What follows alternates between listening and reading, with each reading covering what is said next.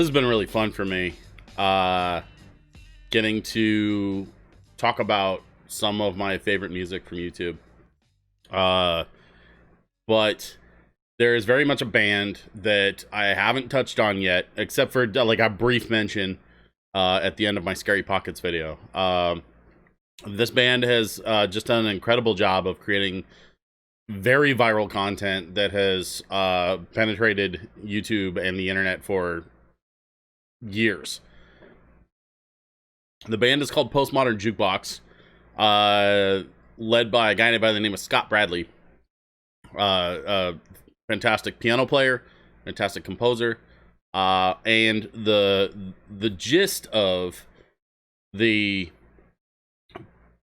Postmodern Jukebox mode of content creation is that they take popular songs and create swing era versions of these songs. Sometimes it's a ballad, sometimes it's an up-tempo dance tune, but they are doing modern music in a style reminiscent of effectively between 80 and 100 years ago. Now, this is a style of music, swing music particularly, jazz music, swing, big band. These are styles of music that I studied when I was a saxophone player coming up, and so I grew up really loving old big band and swing music and following the lives and careers of guys like Jerry Mulligan, Benny Goodman, Dave Brubeck, Charlie Parker. Obviously, any saxophone player is going to have spent some time studying Charlie Parker. So, you know, when I became a hip-hop DJ, a lot of that didn't quite translate, but that love for that music has always been there. So with all of that being said, I decided that I definitely want to spend some time talking about Postmodern Jukebox on my channel while I'm doing this reaction project. The thing is, I wasn't sure where to start. I've done karaoke parties where I've done the Postmodern Jukebox version of No Diggity. Like I've performed it as like at a karaoke party.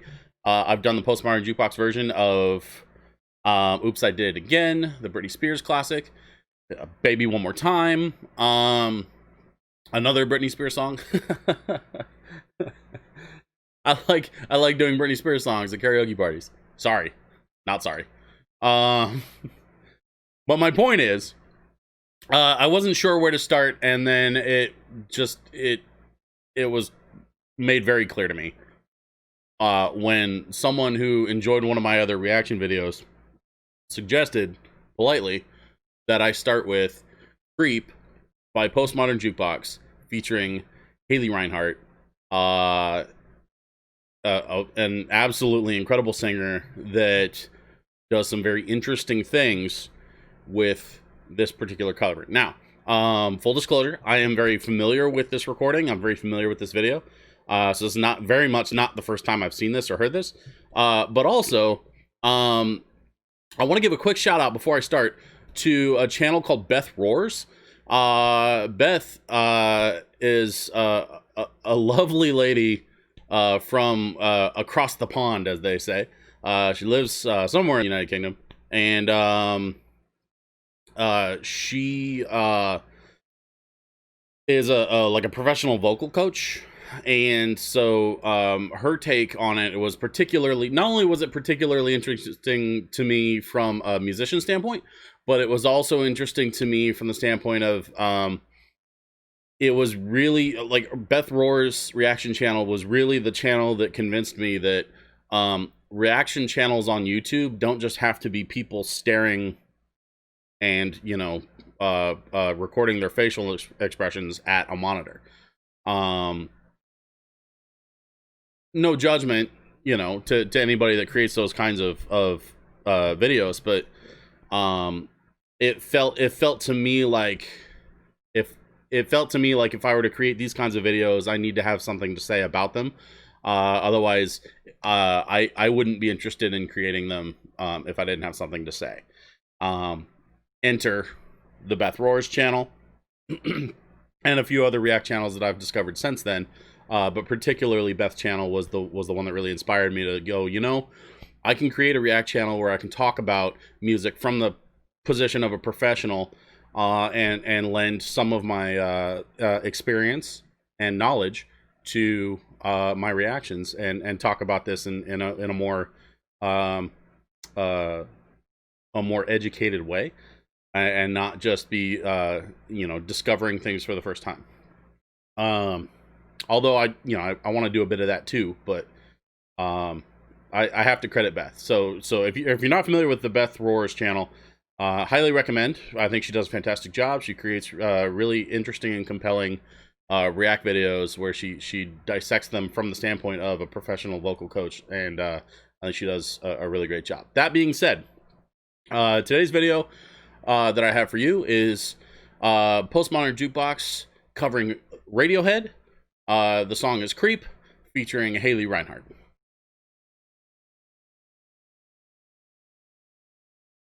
When you were here before,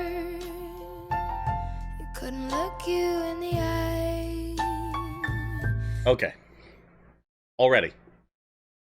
I don't know if you all noticed this, but she started without any kind of a lead-in or indication from any of the instruments, meaning that she had to be on pitch from the word go, because she's leading the band into the song, not the other way around. Which is just, you know, that takes the difficulty level way up here. Let's back it up, and we're gonna start all over again, because I just want to hear that lead in. When you were here before, So good. you couldn't look you in the eye. You're just like an angel.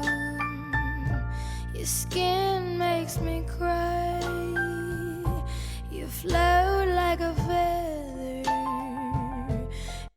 So I love I love her soft approach, her soft lead into the meat of the song.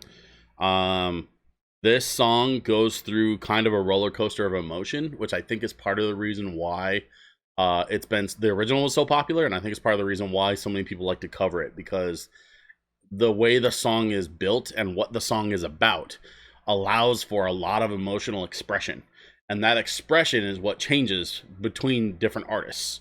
Different artists are gonna cover this a different way by expressing that emotion in a way that's unique to them. Haley obviously is no different. Now, the other thing that I noticed about her intro, because I do, like I said, I know where this is gonna go. She is doing an incredible job of really leaning into the ends of her notes. Her beginning, or what they call the attack, is solid.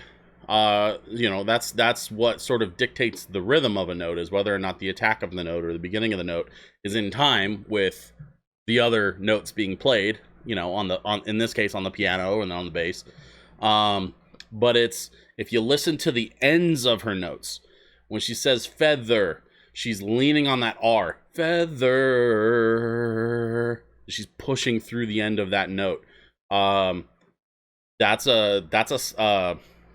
mean, technically, that's the correct way to perform words when you're singing, but it's also, especially at this level, very much an artistic choice, an expressive choice, and it's a choice that I really, really appreciate, because it makes, to me, it makes it feel that much more deliberate and intentional with what she's saying and feeling.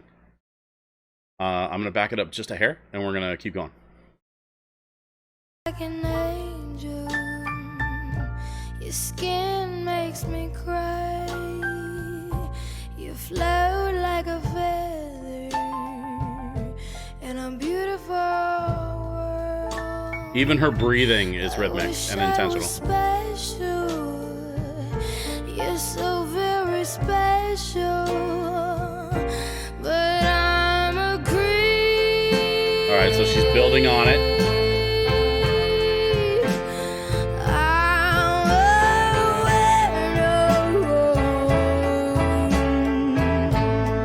Okay, so she's using her natural rasp, some of that gravel in her voice that she can, you know, tone down a bit if she wants to, depending on how she chooses to deliver a note.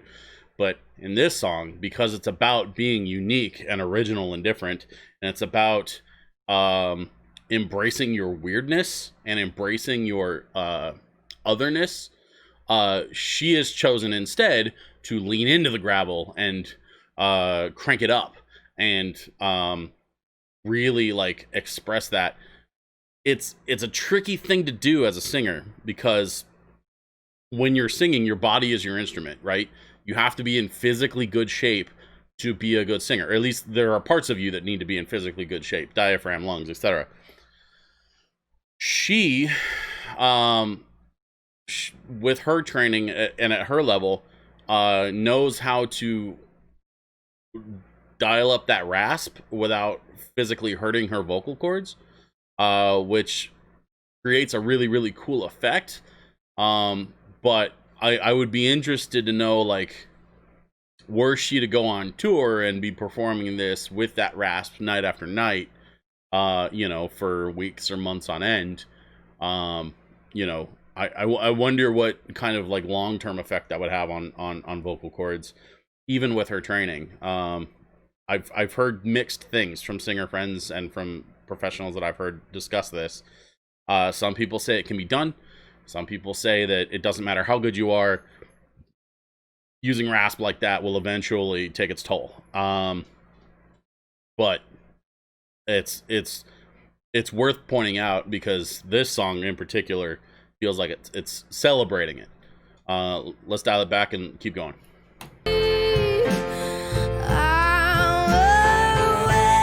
There it is. What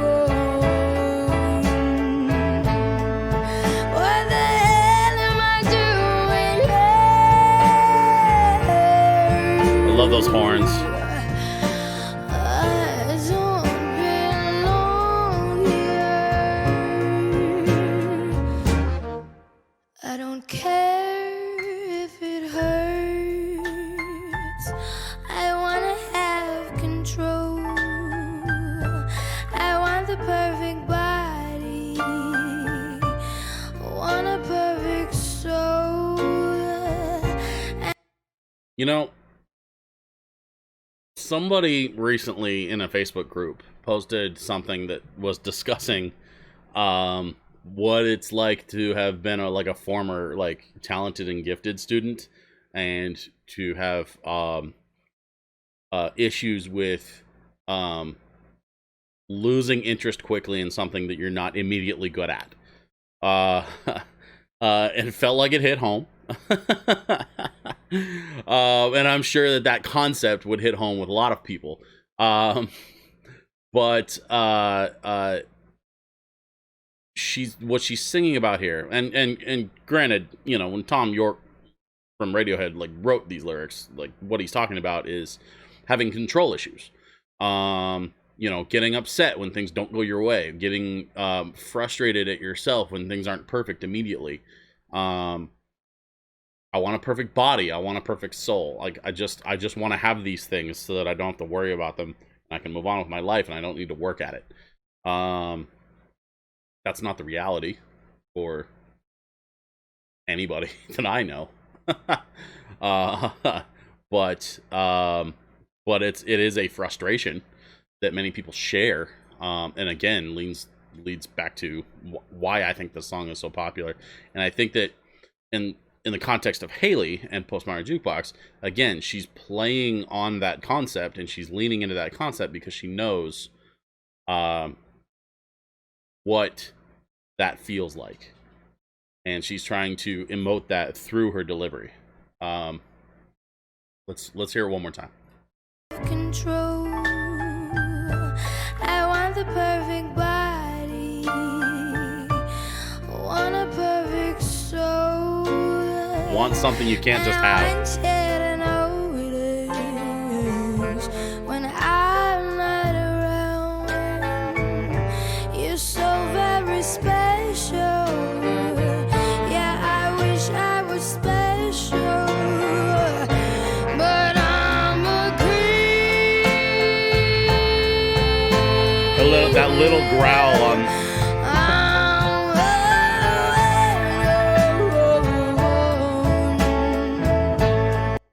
That little growl. I'm a creep. That is that's hard to do effectively without losing control of your voice and your tone. And I think it's an incredible choice that she's leaning into that once the hook comes back around. That right there is what makes, in my opinion, what makes this performance special.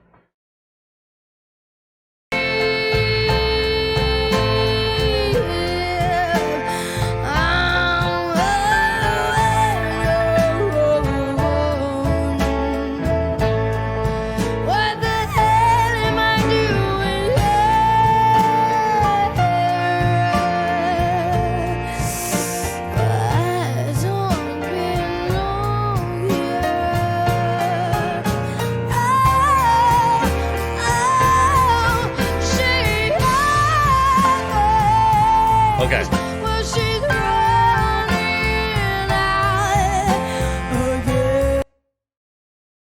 It's interesting to me that as she's building towards that high note, she chose to stay in her head voice. Stay in her chest voice. Rather than flip up to the head voice. So the chest voice and head voice, for those that aren't familiar, this refers to effectively like where the tone and where the air is coming from when you're singing, and it has an effect on your register. A lot of times head voice is synonymous with the term falsetto. When you sing, when you got somebody singing super high notes and playing around with like pitches that are much higher than their normal speaking voice, usually that's head voice or falsetto. In this case, she's building up to that big note, but as she gets to that big note, she never switches out of her chest voice. And in the context of this performance, I feel like that makes it even more impactful that she's hitting that big note with her full power of her chest voice, and it's more about the power of the delivery of the note than the perfection of the execution. Let me back that up just a little bit more. We're gonna hear it again, and keep on going.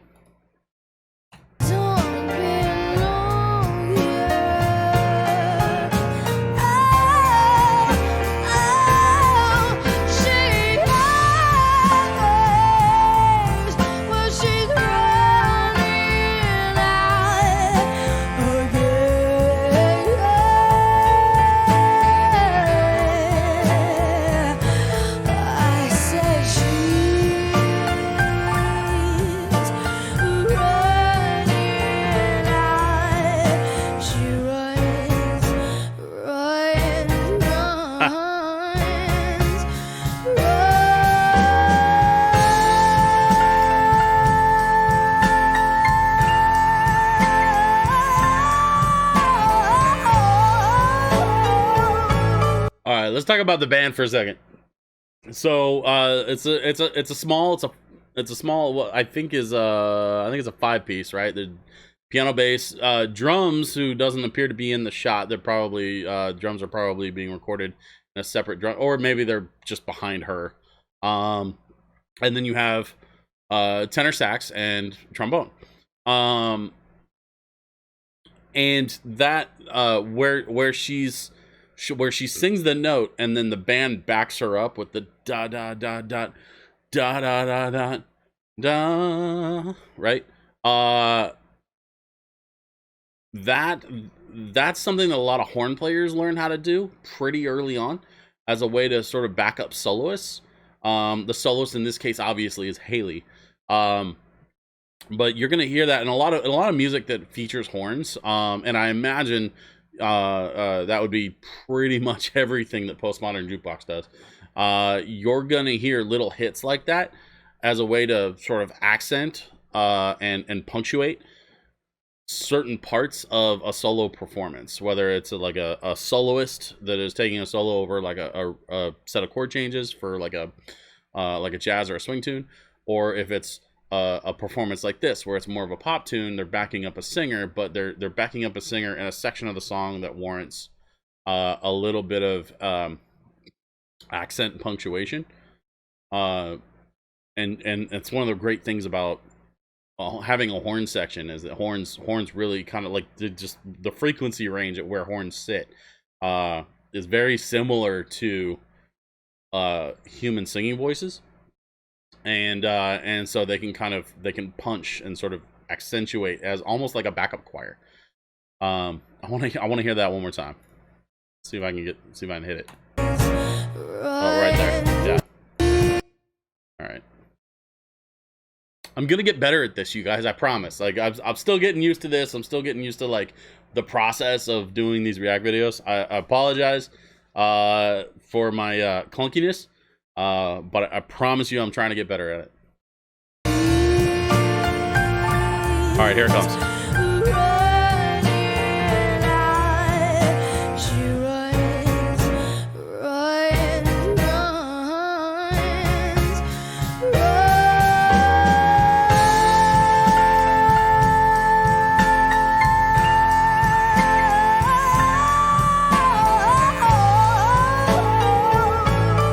Still in the chest voice.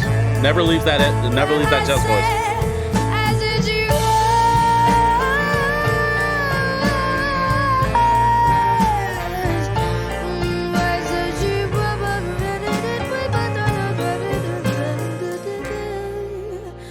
Whatever makes you happy. Okay. Before we get into this next section, she did a little bit of scatting, which not very many people anymore are familiar with. But it's a style that was really common in the jazz era and in the swing era for singers that were effectively using their voice like a horn or like an instrument. If you ever get a chance, one of my favorite recordings, actually no, probably my favorite recording of all time, full stop. Of all of the recordings that I own and all of the recordings that I've experienced in my career, both as a musician and as a DJ, I think my favorite song ever recorded was a live version of It Don't Mean a Thing with Ella Fitzgerald and Duke Ellington, live at the Côte d'Azur, I think is how it's pronounced. It's a French club. They recorded it live, I think in I want to say the 60s. But it's a live recording of It Don't Mean a Thing, and Ella Fitzgerald goes off. She goes off on her solo and is scatting this just absolutely just insane, crazy solo for most of the song, and basically just like planting her feet as like the greatest singer of all time, or easily one of, if not the greatest singer of all time. You ask anybody that sings, I promise you they will have at least heard of Ella Fitzgerald. And this lady was crazy. She was like crazy good at scatting specifically. And so I played that song for a friend of mine, one of the guys in my DJ crew, because we were talking about music one day, and I was like, you know what's funny is I actually have like of all of the records, like I have a favorite one, and it's this one song that was recorded this one time a long time ago. And he's like, yeah. So I played it for him, and like as he's sitting there listening to it, he's like, man, she sounds like a horn. She sounds like just like a trumpet player would play a solo or a sax player would play a solo, but she's doing that with just her voice. That's what's happening here. That's what Haley's doing as she's leading into this next song, or this next section. She leans into the scatting a little bit because that's her solo. That it's very short. It's not a full, you know, a lot of soloists will take like a full section or a full rotation of the chord changes to play out a solo over like 8 or 16 or, you know, 32 bars. She's just throwing in a couple of scat runs to sort of color and pepper the performance a bit before it leads into this next section, and it's just beautifully executed. Gotta hear it again, and we'll keep going into the next part.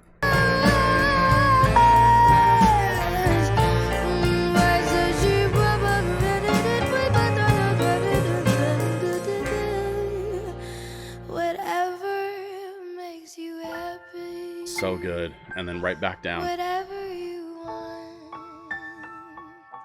you're so very special. Yeah, I wish I was special, but I'm a creep. Oof, there it is. There's that head voice. Now she's up there.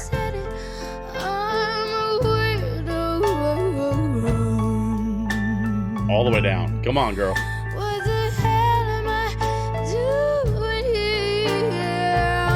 Okay, now she's just showing off. Now she's just showing off.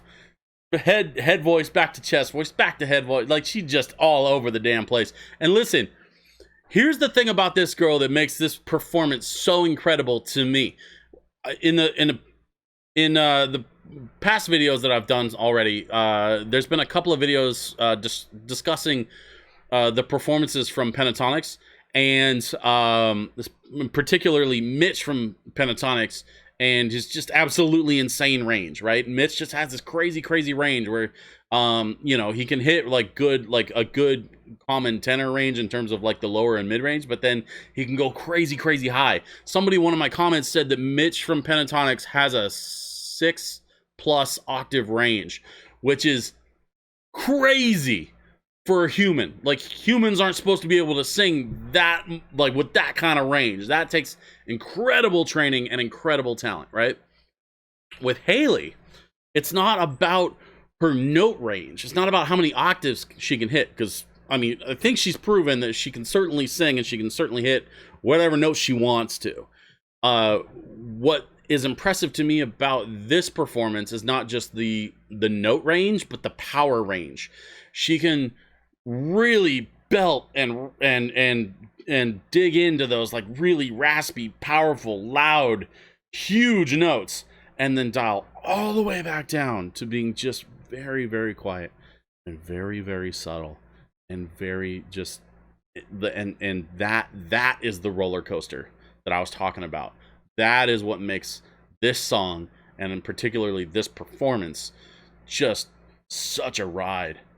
And it's all down to Haley and just the way she's just using the whole range of power, the whole range of her ability as a singer, not just to hit notes, but to express those notes through scatting, through screaming at one point, and then through just soft and subtle delivery to bring the emotions back down to earth again. So I mean, that's what I'm talking about. That's why this video has like 82 million plus views. I mean, that's it right there. The next video, by the way, I looked at the next most popular video. This is by far the most popular video on the Postmodern Jukebox channel.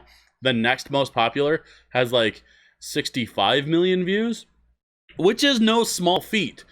But this video from this band has almost a third again more views than the next most popular video on their channel, and they've been around for almost a decade, I think, at this point. Like, they've been around for a minute, and this is the one. This is the king. This is the big video on top of all of the other videos. It's this one right here, and she's why.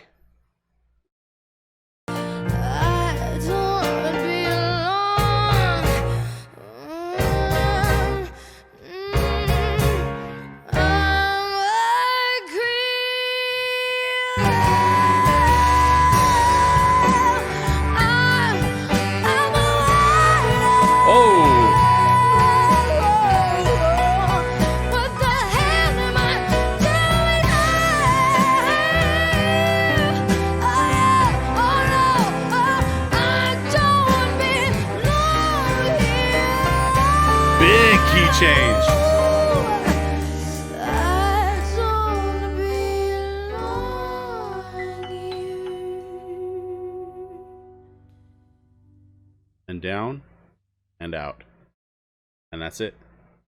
That's Creep.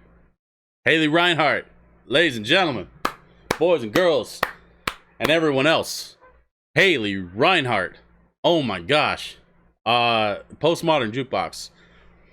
Their cover of Creep by Radiohead. I don't know what else to say about this that I haven't said already. I mean, I know I did quite a bit of talking during the performance, but man, there's so much to this. And to be completely honest with you all, there were things I was noticing and things I was hearing that I didn't even address because I didn't want this video to be 3 hours long. But that right there, that is how you perform that song. My hat's off to everybody involved in producing this.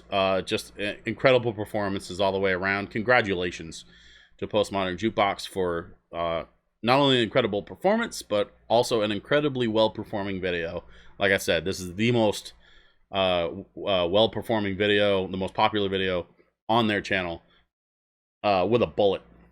And that makes sense to me. When you watch this video, like, it makes sense that this is the one that's the most popular. I have no question about that. So, thank you, everybody, for joining me again here for another React video. If you get the chance, please make sure you check me out on Facebook, Instagram, here on YouTube, as well as on Patreon. Any of those websites, /DJ Switch PDX. But thank you, everybody, for joining me for this one, and I will see you on the next one.